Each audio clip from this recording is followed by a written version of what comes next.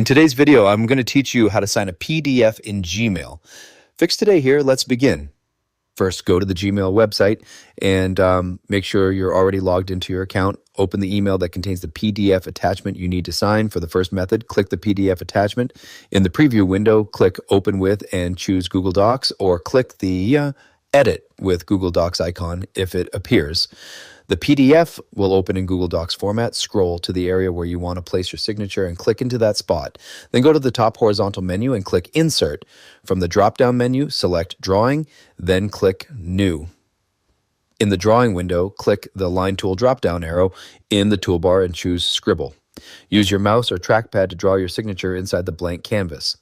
Once you're satisfied with your signature, click Save and Close in the top right corner of the drawing window. Your signature will now appear inside the document. Click on the signature image to resize it using the corner handles or drag it into the correct position. That's the first way to sign your PDF using Google Docs.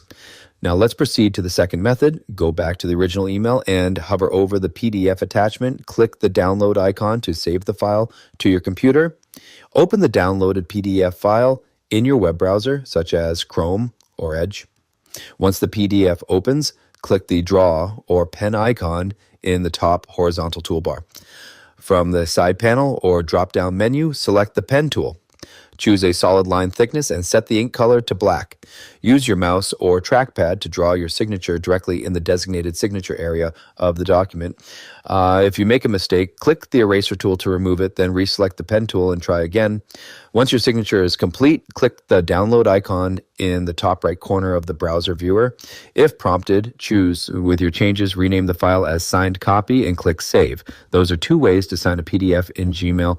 Choose the method that works best for you. Congratulations.